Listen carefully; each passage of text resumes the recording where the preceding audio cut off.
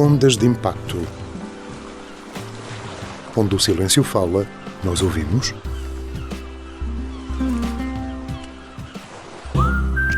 Juntos vivemos felizes para sempre com inclusão e igualdade. Intermarché Valdepedras. Viver bem ao melhor preço. Olá, viva e bem-vindos a mais um episódio do Ondas de Impacto, o podcast onde mergulhamos a fundo em temas que importam e abanamos um bocadinho o estado das coisas no que à inclusão diz respeito. Hoje temos connosco uma convidada que mistura psicologia com criatividade, ciência com emoção e formação coral. E sim, ouviram bem. É a Andreia Machado, é psicóloga clínica, formadora e diretora partilhada de um coro comunitário. Vamos falar de saúde mental, de formas de cuidar que não cabem em manuais e como cantar em conjunto pode ser terapêutico. Vamos a isto? Vamos sim, senhora. Olá, Andreia, obrigado por teres vindo. Olá, obrigada eu pelo convite. Que bonita apresentação. Para quem nos está a ouvir e ainda não a conhece, quem é a Andreia Machado quando não está a ouvir histórias numa sessão? Bem, isso é uma pergunta complicada porque eu sinto que a minha profissão é um bocadinho uma coisa também já intrínseca àquilo que eu sou. Sou sempre a amiga que gosta de escutar, que gosta de ouvir, gosta de estar presente e, portanto, a psicologia faz parte do meu dia-a-dia não só como profissão, mas de forma interna, de forma daquilo que me... Uma forma de estar? Identidade, sim. Ok. Foi curtinha, mas foi forte. Qual é a sua visão da psicologia integrativa e como é que isso se reflete no seu trabalho diário? Bom, eu sinto que esta questão da psicologia integrativa foi surgindo não só ao longo da minha formação, mas depois na prática clínica. Infelizmente ainda existe muito esta visão da psicologia por fases, ou seja, por escolas. Há diferentes abordagens, há diferentes áreas da psicologia e senti que ao longo do meu curso, infelizmente, até por parte de alguns professores, existe muito esta questão de diferenciar as diferentes abordagens, as diferentes escolas da psicologia, quase que comprando uma guerra, usando assim um termo forte, entre elas. E na moda? Sim, e na moda, infelizmente. E sinto que, olhando para uma pessoa, e sinto que cada pessoa tem os seus problemas e as suas complexidades, é muito mais útil nós podermos olhar para a psicologia de uma forma integrada, de uma forma integrativa, e perceber o que é que aquela pessoa precisa naquele momento, beber um bocadinho do conhecimento de cada uma das escolas e depois tentar integrar isso numa abordagem que faça sentido para o indivíduo. É óbvio que nós temos sempre que nos especializar numa determinada abordagem, numa determinada forma de intervir, numa determinada forma de olhar para os problemas, mas nunca descurando um bocadinho da sabedoria que vem de cada escola, porque isso torna-nos profissionais mais completos, diria. Andreia, a escuta atenta, como diz, é a bússola, mas como é que se treina essa bússola? Bom, com muita formação. Há treinos todos os dias, é? Eu diria, a experiência é o melhor treino. A experiência é o melhor treino, mas eu diria que assim, os 3 grandes pilares para um psicólogo, para desenvolver essa capacidade de empatia, é a formação constante, estar sempre atualizado, perceber como se pode ser melhor em termos técnicos, em termos práticos, fazer terapia, porque é importante para o psicólogo conhecer-se bem, desenvolver o seu próprio autoconhecimento, perceber como é que, tendo alguém connosco que expõe os seus problemas, inevitavelmente nos podemos sentir afetados por aquilo que a pessoa também nos transmite. Como é que podemos ser um porto seguro e ter uma escuta atenta e disponível sem transpor para o lado de lá aquilo que são os nossos próprios fantasmas. E para além disso, procurar supervisão. Às vezes existe um bocadinho este receio de ser fraco ou de não querer procurar profissionais que sabem mais do que nós, que têm mais experiência. Mas a supervisão, de facto, é uma ferramenta fundamental porque nos dá a capacidade de discutir casos, de ter outro ponto de vista, de perceber outras abordagens que eu posso integrar e isso melhora a nossa escuta e a nossa capacidade de acolher aquilo que a pessoa nos traz. Pronto, está aí a bússola. O que é que ele levou a integrar a arte e a criatividade no seu trabalho clínico? É daquelas pessoas que leva tintas e instrumentos para o consultório ou como é que isso se manifesta? Bom, a arte sempre foi, entre a arte e a psicologia, o grande dilema da sua vida. Da minha vida, da minha escolha. O que é que queria ser quando era pequenina? Eu queria ser cantora. Okay. A música sempre foi assim a minha grande paixão. Depois, na altura do secundário, de perceber que área que eu gostaria de seguir, tive muita dificuldade em escolher entre a música e as artes performativas e as humanidades, porque também sempre gostei muito da parte humana e subjetiva. Sabia que as ciências, apesar da psicologia ser uma ciência social, estuda a subjetividade da lógica, então sabia que a área das ciências não seria aquilo que eu gostaria de seguir, então sempre fui muito indecisa entre estas duas áreas, mas depois optei por seguir humanidades no secundário e quando tive psicologia como disciplina percebi que adorava, que era aquilo que eu queria seguir. Mas a música efetivamente é aquilo que me move, adoro, não consigo passar um dia sem música. E mesmo durante o meu percurso sempre estive muito ligada a atividades, mesmo que fossem extracurriculares, relacionadas com a música, com o cantar. Mesmo na faculdade fiz parte da Tuna Académica, estive sempre durante os anos de faculdade envolvida nesse tipo de atividades. Durante o tempo de secundário tocava muito guitarra com amigos e cantava e gostava de estar envolvida e percebi que aquilo tinha um potencial para mim muito terapêutico. Entretanto, quando terminei o mestrado e decidi regressar para Portimão, vi que iria abrir um coro comunitário e juntamente com uma amiga decidi, temos que fazer parte. Já lá vamos. Temos de ir. Já lá vamos. Que música é que ouve? Ui, é a pergunta mais difícil porque eu ouço tudo um pouco. Isto até pode soar um bocadinho eclético. Diz que não ouço o funk brasileiro, está-se bem. Depende, em contexto de festa também pode ser, mas diria que sim, o rock dos anos 60, 70 é aquilo que eu mais gosto de ouvir, o jazz, os blues. Jazz, que mais me convence.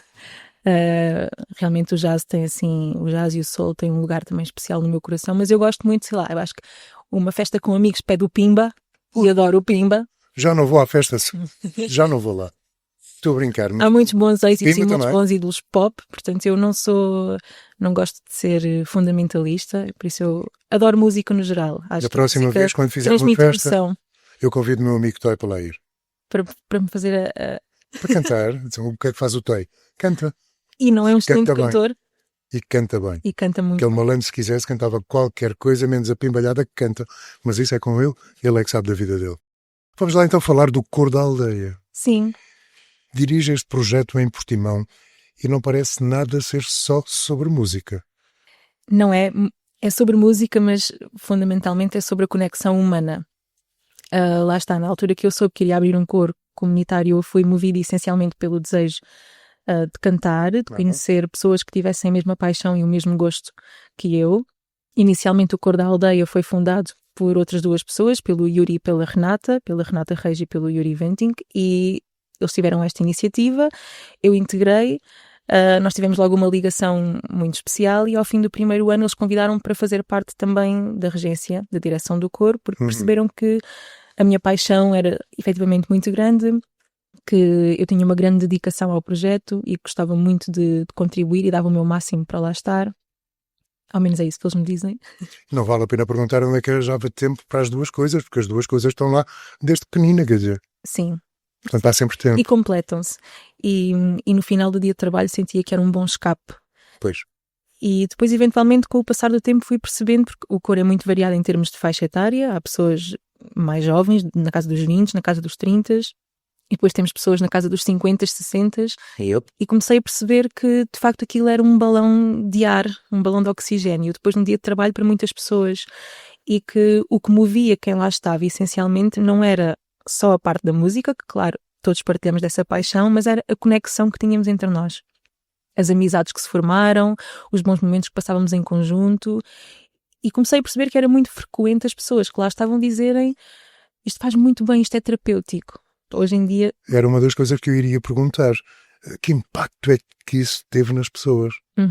Da mesma forma que para potenciar a mudança numa pessoa que tem algum tipo de patologia ou que procura um psicólogo é preciso a relação humana, eu acho que isso é aquilo que é terapêutico naquele espaço, é a relação humana, as relações que se estabelecem ali. Depois o sentir que trabalhamos todos em conjunto para o mesmo objetivo. E no final, quando temos um concerto, ou quando não precisa de ser um concerto grande, quando temos alguém que nos escute e que se identifica com a mensagem, porque também temos um repertório que é muito ligado à música de intervenção, à música da terra, do povo, das raízes, daquilo que é a vida do dia-a-dia, do cotidiano, o cancioneiro tradicional e popular português, aquele cancioneiro até às vezes da beira baixa, que agora que foi esquecido durante algum tempo e agora as gerações mais jovens vão querendo recuperar. E nós percebemos que quando alguém nos ouvia e entendia a nossa mensagem, nós sentíamos muito felizes por perceber que o trabalho que fizemos ali, que às vezes é árduo, todas as semanas estar ali a batalhar, às vezes naquela nota, naquela frase, naquela modulação que não fica bem feita, e depois percebermos que isso se traduz num trabalho conjunto de sucesso, começou a ser verdadeiramente terapêutico. E é mais terapêutico porque é feito em conjunto. E comecei a perceber que havia pessoas na casa dos 50, 60 anos que vinham de Monchique de propósito todas as quintas-feiras só para vir ensaiar e que faziam esse esforço porque de facto aquilo fazia muito sentido para elas. E depois, à medida que o tempo vai passando e vamos fazendo mais coisas em conjunto, esse laço só se fortalece. E, portanto, a arte é verdadeiramente terapêutica. É assim. E já agora, gostava de saber da doutora psicóloga, esta história de cantar em conjunto, o que é que faz à nossa cabeça e ao nosso coração? Bom, o cantar em conjunto, os estudos mostram que é terapêutico, não só ao nosso coração pela relação que se estabelece com quem está a cantar connosco, mas porque efetivamente há áreas do cérebro e neurotransmissores que se produzem ao cantar e ao ouvir música. Nós sabemos que, por exemplo, ouvir música clássica enquanto se estuda, obviamente que isto há exceções, pessoas com déficit de atenção e hiperatividade têm mais dificuldade em conseguir executar estas duas tarefas ao mesmo tempo, mas normalmente, num cenário mais normativo, quem escuta música clássica, por exemplo, enquanto estuda, tem uma maior capacidade de retenção da informação. Portanto, a música afeta áreas do nosso cérebro, muitas vezes de forma que ainda a ciência não consegue explicar, mas sabe-se que isso acontece, mesmo se fizermos alguns testes de imagem, conseguimos ver que há áreas do cérebro que se ativam quando começamos a ouvir música e quando começamos a cantar. E, portanto, é terapêutico não só em termos das emoções, mas em termos fisiológicos. Vê este tipo de experiência como um modelo terapêutico? Parece-me que sim. Não é? Essa parece-me evidente, não é? Acha que devíamos ter mais disto nas escolas, nas empresas, nos serviços públicos, por aí fora? Sim. E, é curioso, está também estudado que as crianças que se envolvem em atividades de desporto ou atividades extracurriculares relacionadas com a música tendencialmente têm um melhor desempenho escolar. E, portanto, eu acho que isso deveria ser obrigatório nas escolas. O ensino musical é obrigatório no 5º e no 6º ano. Mas antes não. Antes não. Só como atividade extracurricular. Que estranho. E também é engraçado que nós temos professoras no nosso coro, pessoas que estão na área do ensino, e ainda ontem recebemos um vídeo de uma professora que na festa final de ano ensinou aos alunos uma das músicas que nós aprendemos no coro, e ela estava muito contente por poder estar a partilhar aquilo connosco. Na festa final de ano os alunos cantaram todos aquela música que nós também aprendemos no nosso coro, e os pais ficaram deliciados e os alunos adoraram fazer a atividade e levaram a música com eles e estavam super felizes. Portanto, a música deveria ser obrigatória sempre, mas eu também sou suspeita. A Andreia trabalha também como formadora e dinamizadora de ações de sensibilização sobre saúde mental, certo? Sim. Se calhar isso é uma das coisas mais urgentes hoje em dia, não? A literacia em saúde mental, sim. Se bem que, desde a altura do Covid, parece-me que se fala muito mais desta questão da saúde mental, de procurar apoio psicológico, e por isso eu acho que estamos no bom caminho. Nesse sentido, estamos cada vez mais conscientes de que isso é necessário e de que faz falta. Mas fala-se muito ainda de saúde mental de uma perspectiva da ausência de doença. Sim. E a saúde mental não é só o não estar doente ou não ter sintomas de perturbação psicológica. A saúde mental é o indivíduo sentir-se capaz de explorar o seu próprio potencial, de viver uma vida de acordo com aquilo que são os seus valores, de ser capaz de gerir o stress e as dificuldades de forma saudável e adaptativa, e de ser capaz de ser produtivo e contribuir de forma positiva para a sua comunidade. Ou seja, o eu não ter sintomas não significa necessariamente que eu tenho uma excelente saúde mental. Sim, claro. E o procurar o psicólogo também não significa, e este também é um mito que existe, procurar o psicólogo não significa que eu estou doente e que estou mal. Ou que sou maluco. Ou que sou maluco. Pois, que é uma das coisas que corre, não é? Sim, infelizmente. E mais nos homens que nas mulheres. Também acho que isso mais nos homens? Sim. Os homens têm mais dificuldade em procurar apoio, porque infelizmente eu também acho que isto tem um bocadinho a ver com o contexto cultural, de terem sido ensinados que mostrar emoções é sinal de fraqueza. Exato. Homem não chora, homem não sofre. Homem não chora, homem não mostra emoções, ele é o pilar da família. Ok. E tem que suportar tudo sozinho porque é a força primordial da estrutura familiar, e depois isso acaba por levar o homem a reprimir muitas das suas emoções, a aguentar muita coisa sozinho. Também não é por acaso que a maior taxa de suicídios é no sexo masculino em vez do sexo feminino. E, portanto, consciencializar de que não é fraqueza ir ao psicólogo, pode ser um terreno fértil para florescer o potencial que ainda está por descobrir, para tentar perceber coisas da nossa infância que não estão bem resolvidas, simplesmente como autodescoberta, simplesmente porque no trabalho há um colega que mexe demasiado comigo e eu quero perceber como é que posso lidar melhor com isso, enfim, uma multiplicidade de coisas. E voltando atrás, é importante consciencializar que a saúde mental não é só esta ausência de doença, é tudo isto que faz parte do ser saudável mentalmente e depois também, infelizmente, descura-se um bocadinho hoje em dia a mente como parte de um todo no corpo, ou seja, uma visão holística do ser humano. O que está do pescoço para cima tem tanta importância como aquilo que está do pescoço para baixo e as duas coisas, o cérebro habita dentro do corpo. Daí parte tudo, não é que já te disse? Pois é. E há pequenos hábitos ou pequenas coisas que nós devemos fazer no nosso dia-a-dia que também são promotoras de saúde mental. Não só ir ao psicólogo, mas, por exemplo, uma boa rotina de sono, que muitas vezes é descurada, porque o nosso ritmo de vida é muito acelerado e descuramos muitas vezes as horas de sono. Termos um sono profundo, um sono reparador, é fundamental para uma boa saúde mental. Fazer exercício físico, e com isto há pessoas que me dizem, mas eu não gosto de ir ao ginásio. Não é preciso ir ao ginásio. Se aqui vai às redes sociais, provavelmente esta ideia de temos que ir treinar, temos que ir fazer o crossfit. Não é preciso ir ao ginásio, mas se eu gosto de caminhar, vou dar uma caminhada com amigos. Se eu gosto de fazer uns alongamentos na sala depois do dia de trabalho, eu faço uns alongamentos, ou seja, movimentar o corpo. Escolher bem as pessoas com quem me dou, as relações que eu tenho, pessoas que sejam um bom grupo de suporte, que me promovam sentimentos de boa autoestima, que me apoiem nas minhas decisões, pessoas que não sejam relações tóxicas. A alimentação é um tema que eu também gosto muito e que também sinto que é descurado. Nós também sabemos que a alimentação não serve só para termos um aporte calórico e para nos dar energia. Nós sabemos que uma alimentação saudável ajuda-nos a ter uma melhor saúde mental. Andreia, ainda há refeições saudáveis? Ainda há refeições saudáveis. Isso também é um mito, que nós para comermos bem temos que gastar muito dinheiro e comprar produtos biológicos. Não, isso aí fora de causa. Fora de causa. Aquilo que eu acho, mas isto é a minha opinião e a minha percepção, é que os alimentos já não sabem ao mesmo. Quem os comeu há 30 anos, hoje não sabem ao mesmo. Aliás, a Andreia entra num supermercado, vá à zona das frutas e não lhe cheira uma única fruta. Então não vá ao supermercado, vá ao mercado, vá à praça. Aí se calhar não cheira por causa do vento. Não, mas percebe o que eu estou a dizer? Sim, eu percebo. Efetivamente os alimentos não são iguais aos que eram no tempo dos nossos avós, porque mesmo os métodos de produção também não são os mesmos. Mas... O peixinho que era apanhado em alto mar agora é criado aqui à beirita e tal.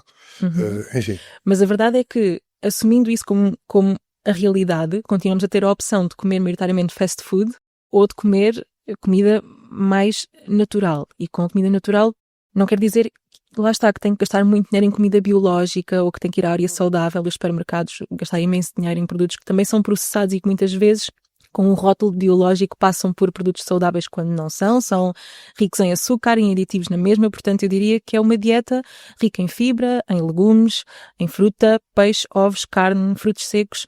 Encontra-se isso no mercado. Não é preciso gastar muito dinheiro. Muitas vezes a fruta no supermercado é mais cara do que na praça, com produtores locais.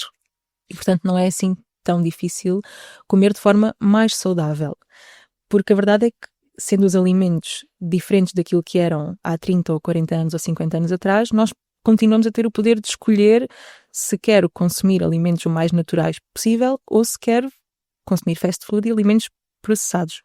Nós sabemos que o nosso intestino é habitado por uma comunidade de micro-organismos que nós chamamos a microbiota intestinal, e a qualidade dessa microbiota intestinal está diretamente relacionada com o nosso sistema imunitário, o nosso sistema nervoso e até a nossa capacidade de regular a ansiedade e o stress.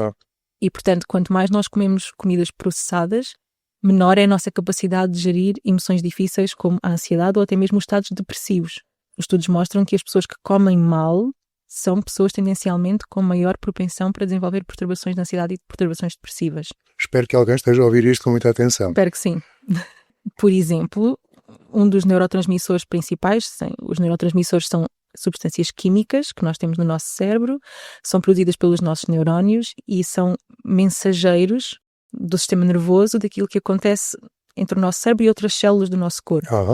Um dos principais neurotransmissores é a serotonina, que é responsável pelo apetite, pelo sono, pelo bem-estar, pelo nosso humor, pela motivação, e grande parte da serotonina é produzida no intestino, não é produzida no cérebro. E, portanto, uma alimentação rica em fibra, em frutas, em probióticos.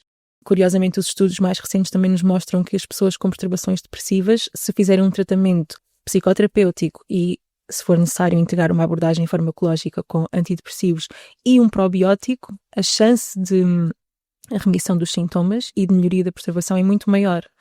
E, portanto, o intestino tem, sim, um papel fundamental naquilo que é a nossa saúde mental. Isto para dizer que a saúde mental é um conjunto de fatores que chega ao intestino. Ok. O que é que acha que está a falhar, Andreia, na forma como comunicamos sobre saúde mental em Portugal? Eu sinto que ultimamente tem havido um crescente esforço por parte dos psicólogos e as redes sociais têm ajudado muito nisso para sensibilizar e educar as pessoas acerca daquilo que é a psicologia, o que é a terapia, o que é fazer terapia e o que é a saúde mental. Sinto que falta, se calhar, um bocadinho mais de suporte nessa parte por parte do Estado. Porque estas ações de sensibilização são muitas vezes feitas em Portugal por associações que contratam ou que têm psicólogos, muitas vezes em regime de voluntariado ou estagiários, e faz falta que isso seja, por exemplo, na disciplina de cidadania, que a psicologia seja um tema central. Por exemplo, no ensino secundário, a psicologia, só quem tem humanidades é que tem a possibilidade de escolher essa disciplina. Yep. Pelo menos na minha altura era assim, não sei se agora Creio nas que continua. ciências. Mas faz falta que esta comunicação acerca da psicologia seja dada, fornecida cada vez mais cedo, uma idade cada vez mais precoce. As crianças desenvolverem o seu autoconhecimento, explorarem as emoções, saber o que é a raiva, saber o que é a felicidade. Porquê é que eu fico chateado com os meus pais? Porquê é que na adolescência eu deixo de confiar nos meus pais? Será que isto é normal? A questão da culpa e da vergonha, que muitas vezes eu sinto quando atendo adolescentes e jovens adultos, é uma coisa muito enraizada. A culpabilização quando falho, ou ter dificuldade em cometer um erro, a pouca tolerância, a autoexigência, isso eram tudo temas que eu sinto que faziam falta nas escolas, desde uma idade muito precoce. E depois nas idades mais adultas, se calhar na geração dos meus pais e dos meus avós, fala-se muito pouco de psicologia, porque isso antes nem sequer era um assunto. E porque ainda é visto como também sinal de fraqueza ou de estou louco. Pois. E, portanto, falta consciencializar essas gerações para a importância de que é fazer terapia e organizar aquilo que é a nossa estrutura interna e a nossa vida. Que mitos é que gostaria de ver desaparecer acerca da psicologia? Aos quantos? Bom, este seria Um o deles? principal, que a psicologia é para os loucos. Sim. Não é? A psicologia é para quem quiser conversar, para quem quiser conhecer-se melhor. Todos nós temos um passado, todos nós temos coisas no nosso dia-a-dia que sentimos que podíamos gerir de melhor forma. E, portanto, esse é, assim, o primeiro mito que eu gostaria de fazer desaparecer. Uf. O segundo mito diria que, se calhar, o de que os psicólogos não têm problemas. O de que os psicólogos não falham, não têm medos, não têm receios, não têm inseguranças. São seres humanos que terão tudo isso, Sim. não é? E de que isso não é uma fraqueza, antes pelo contrário. O psicólogo ter as suas próprias dificuldades e depois fazer terapia e saber resolvê-las e arranjar mecanismos para lidar melhor com isso e depois rever isso no utente e conseguir dar-lhe as ferramentas necessárias para que ele próprio resolva esses problemas em si próprio, é uma força, não é uma fraqueza. E muitas vezes sinto que, tanto na profissão como depois na vida fora da profissão, por sabermos que nós temos este cargo, não é, de ser psicólogo, não temos direito a ter os nossos dias maus, porque se sabemos gerir tão bem as emoções e se sabemos tão bem gerir as complexidades da mente humana, então esse é assim também. O psicólogo vai ao psicólogo? O psicólogo vai ao psicólogo. Ou vai só para o espelho e fala com ele? Não. O psicólogo vai ao psicólogo e deveria ser obrigatório. Não é obrigatório. Não é obrigatório. Não é mas obrigatório. devia. Mas deveria ser obrigatório. Uhum. Sim. Imagine-se, por exemplo, que eu tenho um utente que me chega com um problema com o seu pai. Tem uma relação difícil com o pai. E, por acaso, eu também tenho uma relação difícil com o meu pai que não está bem resolvida. E aquela pessoa está à minha frente e começa a falar da sua história de vida e começa a falar da relação que tem com o seu pai e aquilo afeta-me de uma maneira exagerada. E eu não consigo gerir as minhas próprias emoções. E não consigo gerir a forma como me comporto ou como sinto aquilo que o utente me está a trazer naquele momento. Uhum. Se eu não consigo gerir as minhas próprias emoções, como é que eu posso acolher Exato. a emoção do outro? Eu não posso jamais deixar que aquilo que são as minhas dificuldades, eu posso deixar que elas influenciem a relação terapêutica e o processo terapêutico de forma positiva, sendo empático, ou conseguindo reconhecer aquilo pelo qual aquela pessoa está a passar, identificar-me e conseguir depois ter uma maior sensibilidade para ajudar aquela pessoa a lidar com aquele problema. Mas não posso deixar que isso afete a relação terapêutica ao ponto de me destruturar e depois perder-me e de repente está ali o tenta ser o meu terapeuta e gera-se um bocadinho o caos. Portanto, sim, é importante. Pode acontecer, não é? O tenta ser o meu terapeuta, sim. Desde que ele não sinta que está ali a fazer o próprio processo terapêutico. Não estou a dizer que se passe consigo, mas passa-se. Sim. Eu conheço algumas histórias, por isso é que... De utentes que foram os psicólogos do psicólogo? Sim. Ok. Sim. Bom, idealmente não deveria acontecer, ou seja, lá está, tudo o que seja para estabelecer esta relação terapêutica de confiança e a pessoa sentir que do lado de lá está alguém que a compreende e que a entende e até às vezes fazer algumas autorrevelações, eu já passei pelo mesmo, mas as autorrevelações têm momentos, têm tempos para ser feitas. E isso gerar alguma empatia, alguma conexão, tudo bem. Agora, de repente, eu estar numa cadeira e eu tento estar noutra e é ele que está a tentar resolver os meus problemas, diria que aí já é problemático. Eu tenho aqui uma pergunta demasiado... Falou no uso de modelos da TCC de terceira geração. Uhum. Para quem nos ouve e não está por dentro da coisa, pode explicar um bocadinho o que significa isto na prática? Sim, então, a psicologia, tal como eu já referi antes, tem várias escolas, várias abordagens. Nós sabemos que inicialmente a psicanálise foi assim a primeira grande escola da psicologia, surgiu com Freud, estudar os mecanismos inconscientes, os nossos impulsos, os instintos, os traumas reprimidos da infância. Aí no final do século XIX e início do século XX foi quando começou a aparecer a psicanálise e depois quase que ao mesmo tempo, uns anos mais tarde, surgiu outra abordagem da psicologia, a psicologia humanista, que dizia que é uma visão muito redutora da pessoa focar-nos só no problema, uma visão muito pessimista. E a coisa dividiu-se, não é? E depois temos que procurar abordagens mais centradas na pessoa, estabelecer uma relação terapêutica, a pessoa tem a sua própria liberdade, a sua própria autenticidade e isto é a psicologia humanista. Há quem tenha a ideia de que o Freud era um sacanita.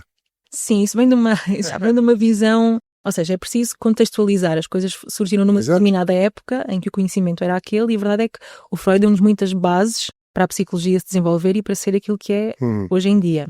A psicologia não surgiu com o Freud, o pai da psicologia não é o Freud, é o Wundt, mas o Freud foi assim a pessoa que criou a primeira escola, a primeira abordagem, a psicanálise, uma forma de olhar para a mente humana e de a estruturar. E depois surgiu com o Rogers, o Maslow, a psicologia humanista, mais centrada na pessoa, na sua liberdade, na sua autenticidade, no estabelecer uma relação terapêutica empática e depois, mais para a frente, surgiram, mais ou menos na década de 60, 80, aquilo que são as terapias comportamentais, que são a grande vasta maioria das terapias aplicadas hoje em dia. A psicanálise também se faz e é útil num processo de autodescoberta, de entender a infância, de entender alguns traumas e depois a psicologia comportamental, que inicialmente surgiu a primeira geração da psicologia comportamental, que é o comportamento observável. Nós falamos muitas vezes do Pavlov, do condicionamento, do Skinner, ou seja, é tudo aquilo no comportamento que eu consigo observar e medir. Então a psicologia, nessa fase, também era um bocadinho reduzida àquilo que é possível ver, ou seja, só o comportamento. E depois surgiu, mais para a frente, a segunda geração da psicologia, com o Beck, que nos diz que nós não podemos simplesmente cingir-nos ao comportamento observável. O ser humano tem pensamentos e tem emoções. E preconizava que o sofrimento humano surgia essencialmente de uma interpretação distorcida da realidade, de crenças que nós temos que são negativas e da interpretação que nós fazemos que muitas vezes é errada e é feita à luz dessas crenças negativas e que nos levam a ter enviesamentos cognitivos que nos distorcem a visão da realidade e isso é que nos causa sofrimento. Então passou-se a olhar para a psicologia em termos de intervenção de forma a tentar modificar ou reestruturar esse pensamento e, consequentemente, mudar o comportamento, a forma como eu lido com esses pensamentos e, reestruturando ou mudando o pensamento, o sofrimento diminuía. E, mais recentemente, surgiram as terapias de terceira geração, que nos dizem que muitas vezes não é possível mudar o comportamento, o pensamento, não é possível evitar pensar, então eu tenho que aprender uma ótica de aceitação. E, para além disso, o estar presente no momento, aqui e agora. As perturbações de ansiedade, por exemplo, vivem muito do passado e do futuro. Eu estou preso no passado, porque é que eu fiz assim, porque é que aconteceu, porque é que não fiz diferente, eu deveria ter feito. E no futuro, e se acontece isto, e se acontece aquilo, o que será se, o e se, e o estar presente no momento aqui e agora e ver a realidade como ela é, objetivamente, sem estar no antes ou no depois, ajuda-nos a diminuir o sofrimento. A aceitação... Mas é difícil, não é? É difícil, mas Muito é por isso que se faz difícil. terapia. Sim. A aceitação também é uma das coisas que surgiu nas terapias de terceira geração, o aceitar aquilo que eu estou a sentir sem medo, não ter medo de sentir o sofrimento. Muitas vezes aquilo que gera mais sofrimento é eu querer fugir dele, é eu não me permitir estar triste, ou não permitir sofrer, o ter medo das emoções que sinto. E o evitamento experiencial, o eu querer fugir dessas emoções, muitas vezes prolonga o sofrimento, porque se eu não quero contactar com ele, significa que nunca o irei resolver. Pois. Ele vai lá estar sempre e a longo prazo irá regressar. Então as terapias de terceira geração vêm trazer um bocadinho destas duas componentes, mais a componente dos valores, a pessoa viver uma vida independentemente do sofrimento que possa ter ou dos pensamentos que possa ter e viver uma vida alinhada com os seus valores, aquilo que realmente quer para si e essencialmente de perceber que, lá está, a psicologia hoje em dia não é uma coisa... As abordagens não são dissociadas umas das outras. Nós precisamos da profundidade da psicanálise e precisamos de perceber muitas vezes se aquilo fizer sentido para a pessoa, como é que se chegou até aqui. Sim. Precisamos da técnica das cognitivo-comportamentais e da clareza que essa técnica nos traz e precisamos da aceitação e da disponibilidade de estar no momento presente das terapias da terceira geração e precisamos da empatia e da relação terapêutica das abordagens humanísticas e, portanto, a teoria e a técnica estão em constante desenvolvimento e nós, psicólogos, também, e isso só nos torna psicólogos melhores. E as terapias de terceira geração também vêm trazer um bocadinho disto, é não descurar totalmente aquilo que vem das outras escolas e das outras abordagens da psicologia, mas perceber como é que as podemos integrar numa visão mais atual.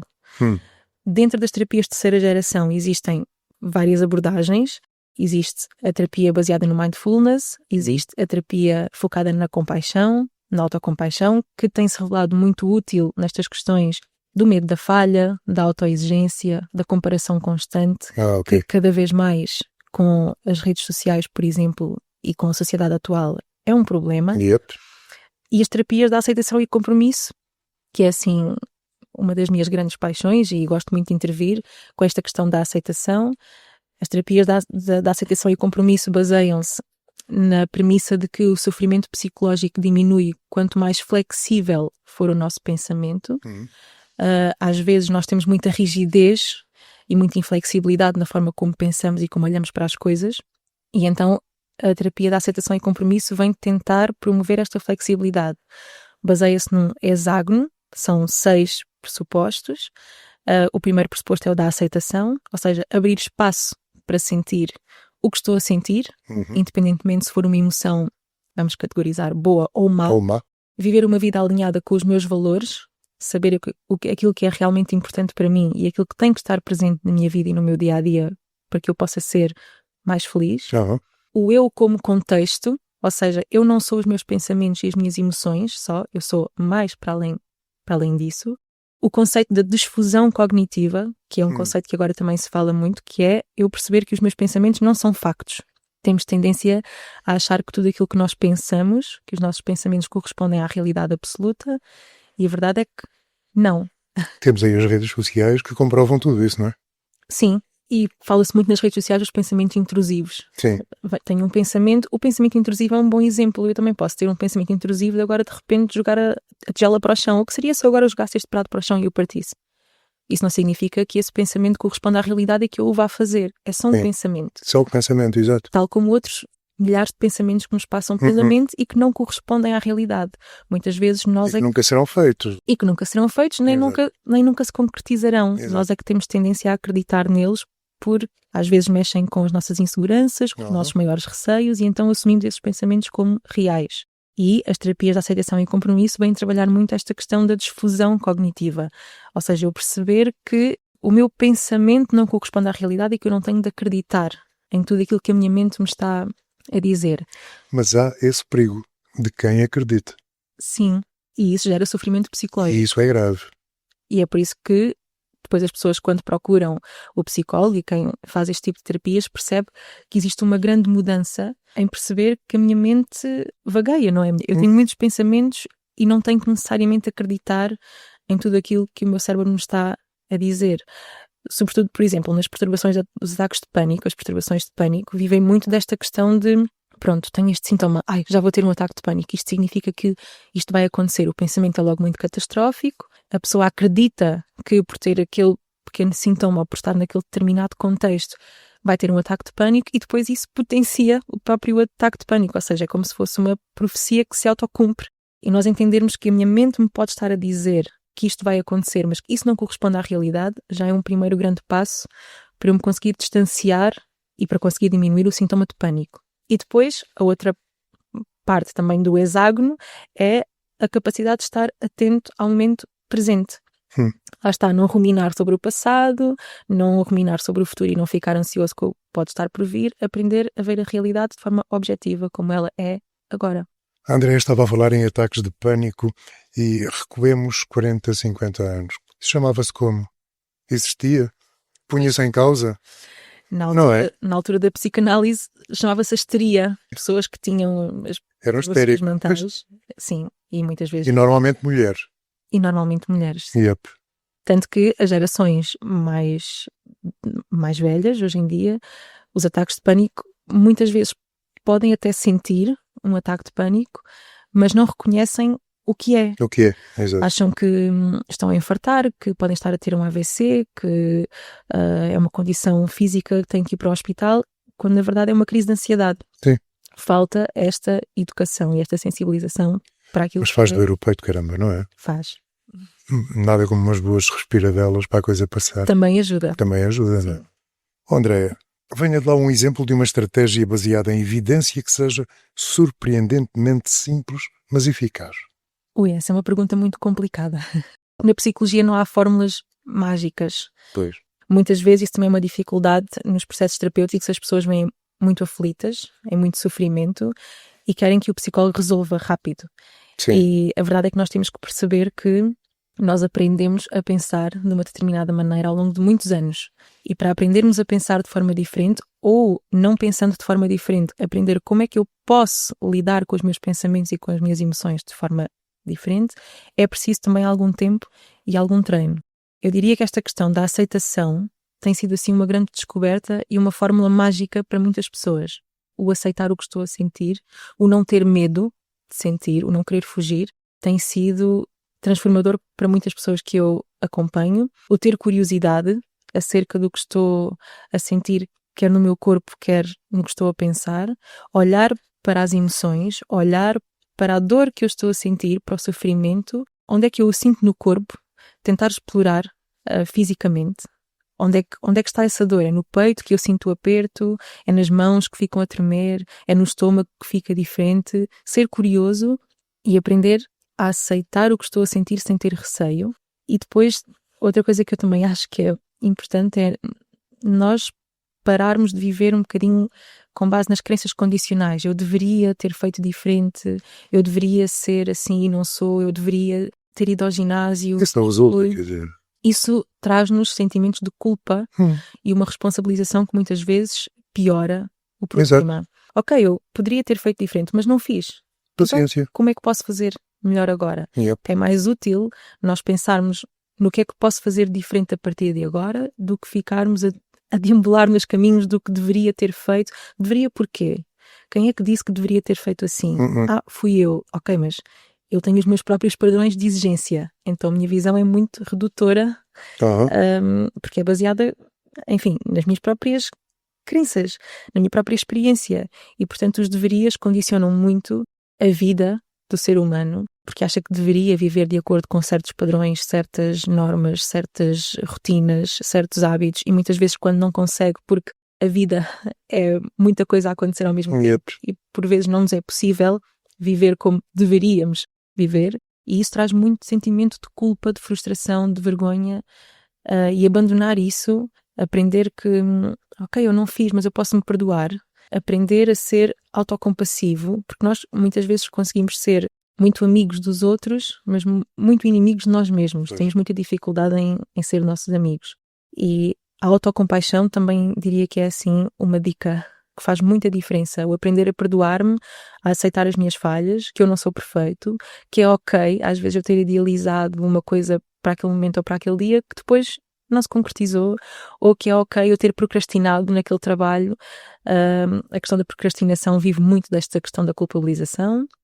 Se eu procrastinei e agora culpo-me por ter procrastinado, então fico mais ansioso, e quanto mais ansioso eu fico, menos capacidade tenho de pegar na tarefa para a fazer, então mais adio, mais procrastino, mais me sinto culpado, e isto é um ciclo que se repete. Isto vê-se muito no ensino universitário, nos jovens adultos que estão a ingressar no mercado de trabalho. A procrastinação nas tarefas é assim gigantesca e está relacionada com o medo da falha e com a autoexigência. Eu não sentir que sou capaz de suportar a falha, porque isso vai ditar alguma coisa sobre mim que vai ser intolerável. Eu não vou conseguir gerir a minha autoimagem porque falhei, porque não fui capaz de fazer como deveria ter feito. Ok, eu não fiz naquele momento. Então, como é que eu posso fazer agora? E não ficar preso, não ficar enredado na culpabilização e no porquê que eu falhei, mas sim aceitar que falhei. Ok, tal como um amigo também teria este problema e eu diria, ok, falhaste, tudo bem, não te culpabilizes por isso, agora vamos pensar no próximo passo, no passo a seguir. Isso é muito mais produtivo do que ficar enredado no porquê que não fiz e no que é que deveria ter feito diferente. Então diria que estas são assim as dicas rápidas dentro do possível, mas claro que procurar terapia é sempre a dica rápida que eu dou, é procura ajuda.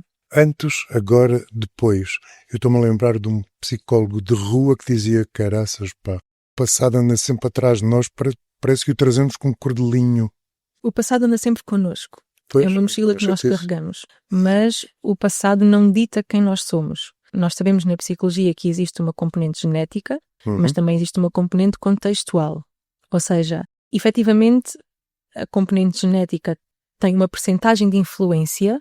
Se eu tiver pais com perturbações depressivas ou perturbações obsessivo-compulsivas, e isto também é importante, há perturbações que têm uma componente genética maior do que outras. As perturbações psicóticas, a esquizofrenia, a bipolaridade, a borderline, têm uma carga genética maior do que as perturbações de ansiedade ou as perturbações depressivas, que depois, é claro que quando nós nascemos e vivemos e crescemos com pais ansiosos ou pais depressivos, tendencialmente também podemos ter mais predisposição para depois desenvolver esse tipo de perturbações no futuro.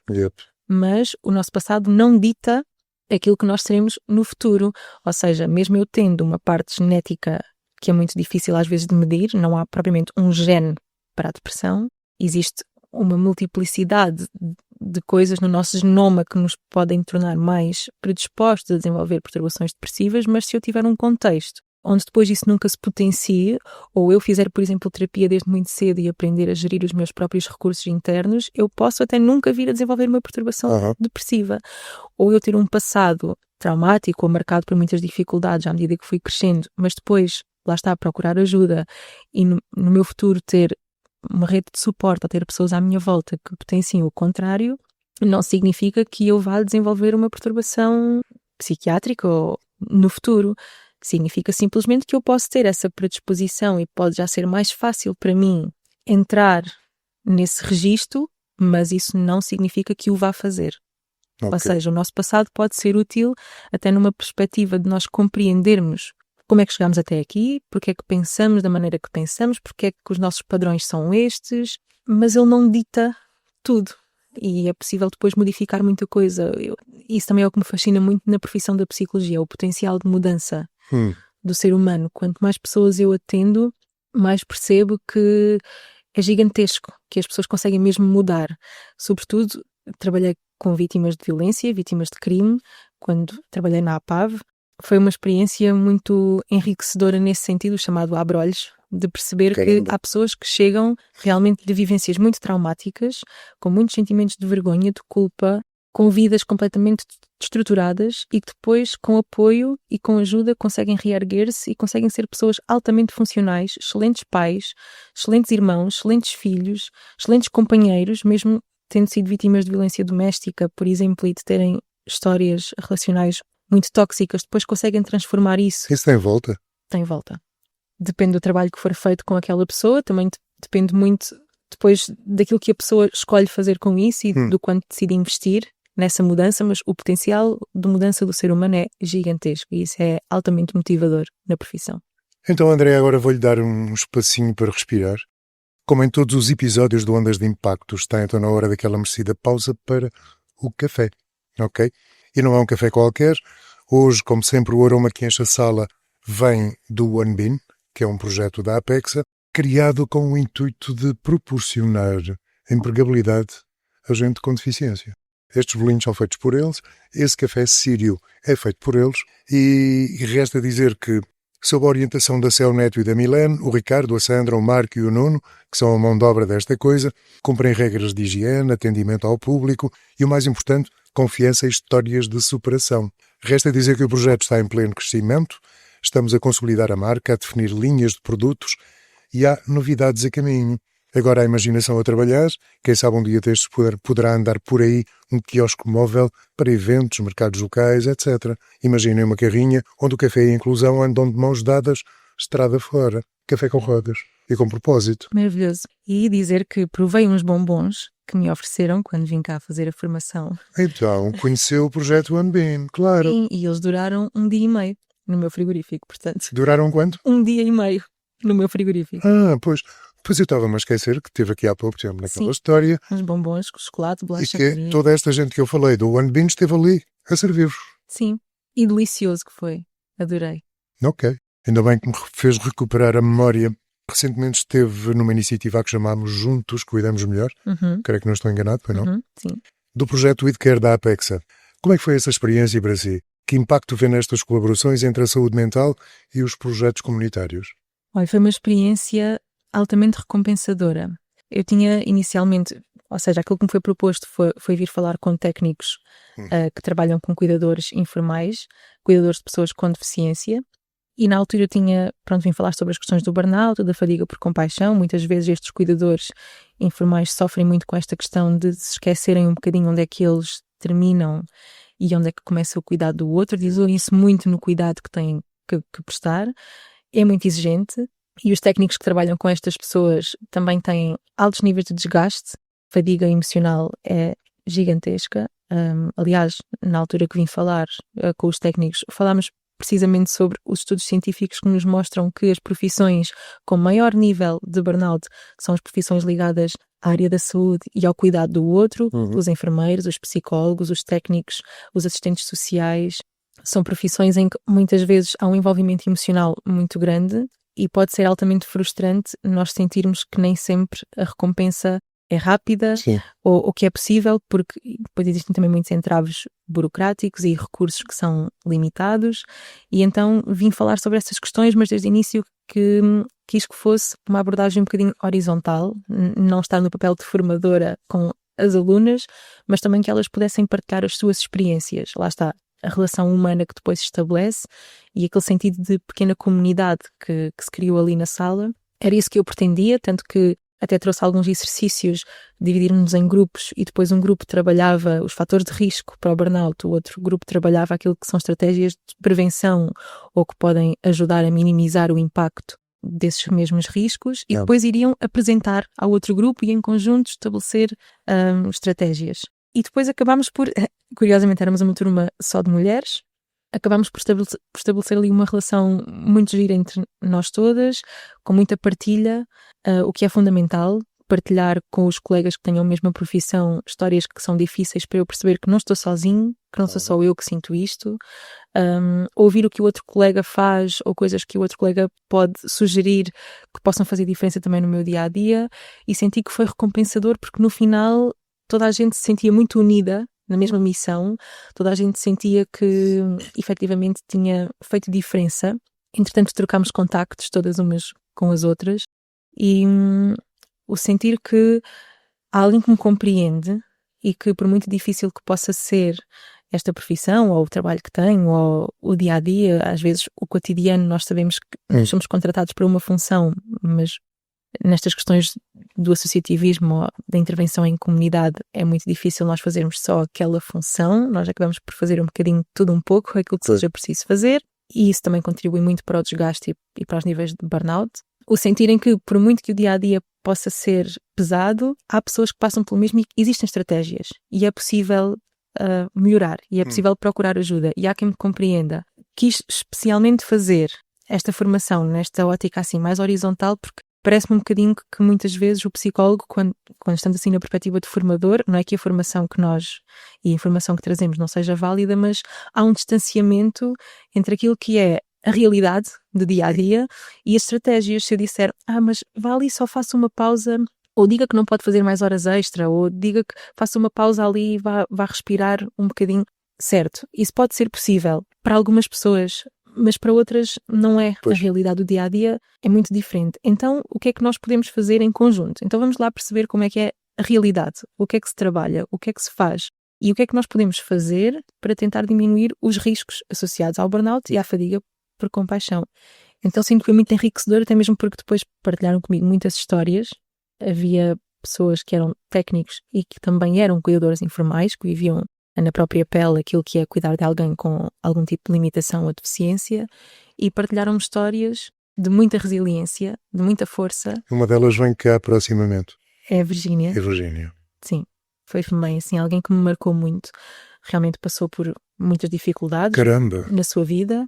E teve muitos diagnósticos que lhe disseram que não era possível engravidar e engravidou, que não era possível voltar a andar e entretanto correu a maratona e portanto... Caramba, eu falei 10 minutos com aquela senhora e fiquei passado. Sim. E essa foi essa não só. Depois de acontecer essa história, foi tudo ali para o One comer e eu andei a recolher opiniões. Aliás, eu não tinha visto sequer a Andreia.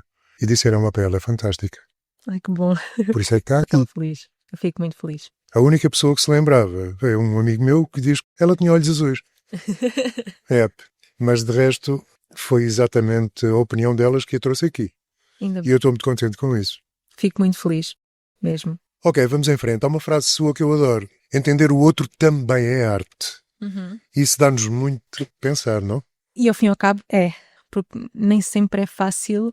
Nós temos uma visão da vida, do mundo, dos outros, muito, muito própria, muito nossa. Na terapia nós temos que ser um bocadinho neutros e aprender a desvincular-nos um bocadinho daquilo que é a nossa visão das coisas e estar totalmente disponíveis para aceitar o outro na sua experiência.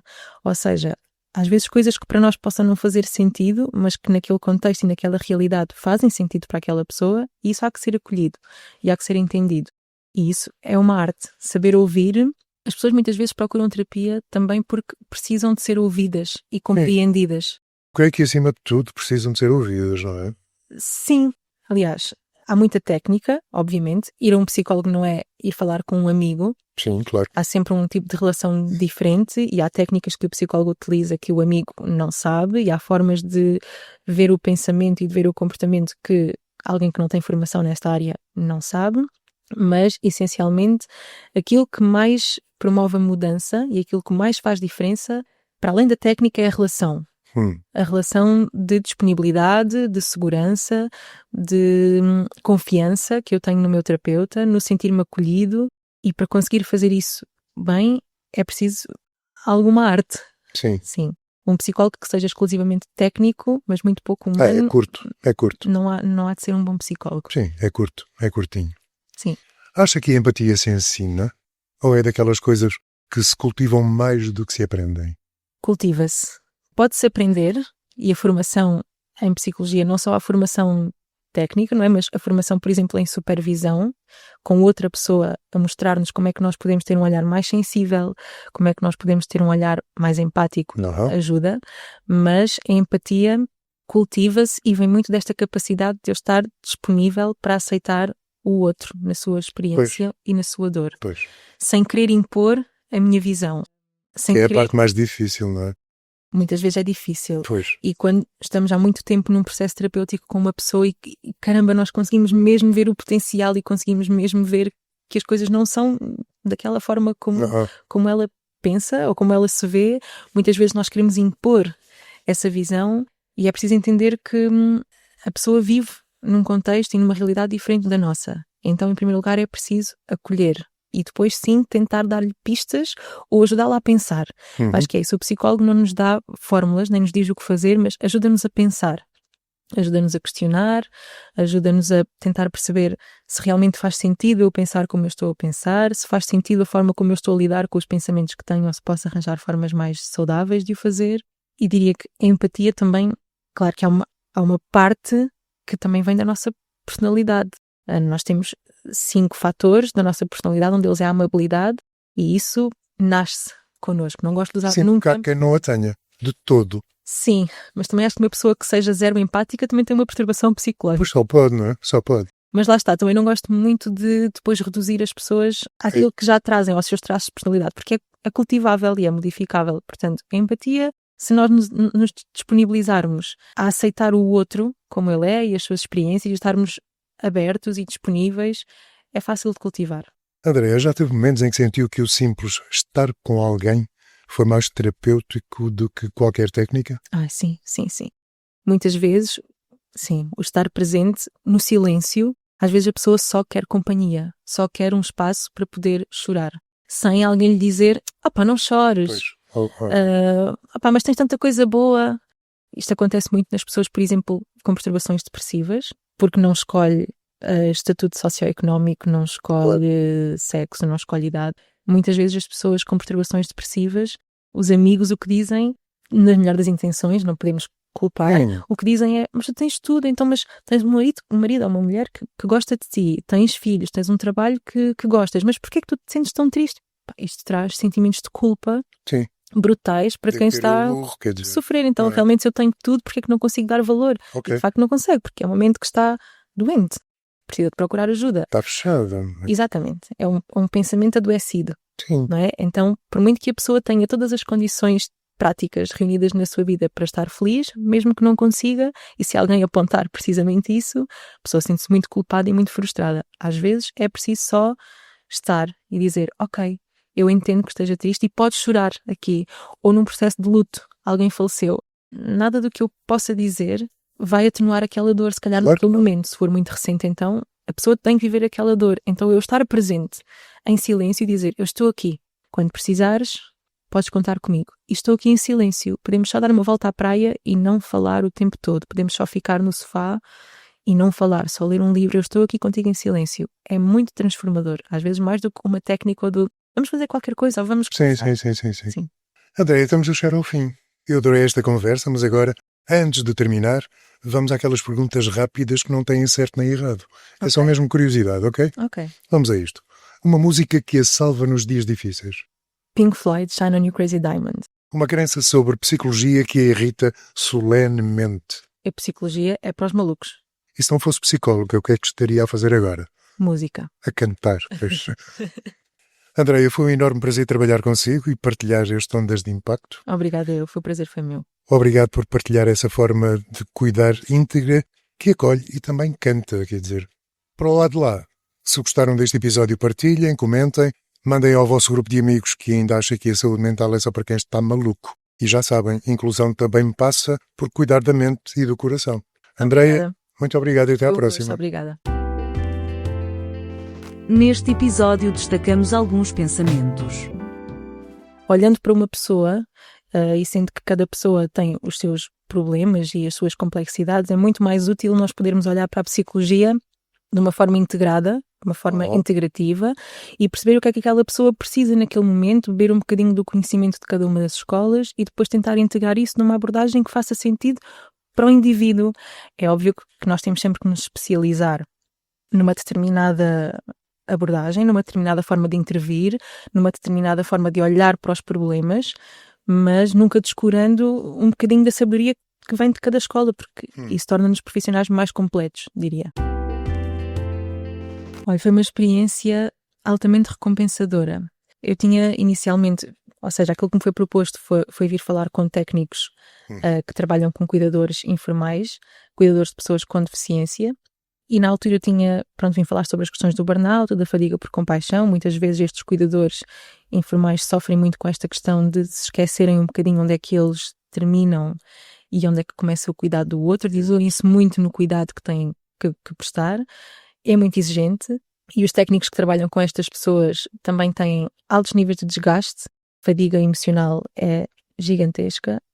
Aliás, na altura que vim falar com os técnicos, falámos precisamente sobre os estudos científicos que nos mostram que as profissões com maior nível de burnout são as profissões ligadas à área da saúde e ao cuidado do outro, os enfermeiros, os psicólogos, os técnicos, os assistentes sociais. São profissões em que muitas vezes há um envolvimento emocional muito grande e pode ser altamente frustrante nós sentirmos que nem sempre a recompensa é rápida ou que é possível, porque depois existem também muitos entraves burocráticos e recursos que são limitados, e então vim falar sobre essas questões, mas desde o início que quis que fosse uma abordagem um bocadinho horizontal, não estar no papel de formadora com as alunas, mas também que elas pudessem partilhar as suas experiências. Lá está. Obrigado por nos acompanhar em mais um episódio de Ondas de Impacto. Se este tema despertou o seu interesse, convidamo-lo a explorar mais sobre o assunto e a visitar-nos em inclusão.pt para ampliar o conhecimento sobre os desafios e as soluções que discutimos hoje. E se aprecia o nosso conteúdo, não se esqueça de subscrever Ondas de Impacto na sua plataforma de podcast favorita. Deixe também a sua avaliação, pois ela ajudar-nos-á a alcançar mais pessoas e a criar mais impacto. Voltamos em breve com novos temas e histórias inspiradoras. Até lá, continua a fazer parte desta onda de transformação. Ser cuidador é um ato de amor, mas quem cuida também precisa de apoio. O projeto WeCare da Apexa está aqui para ajudar. Capacite-se, fortaleça a sua rede de suporte e melhore a sua qualidade de vida, porque cuidar de si é o primeiro passo para cuidar de quem mais ama. Saiba mais em wecare.pt. Cuidadores também merecem cuidado.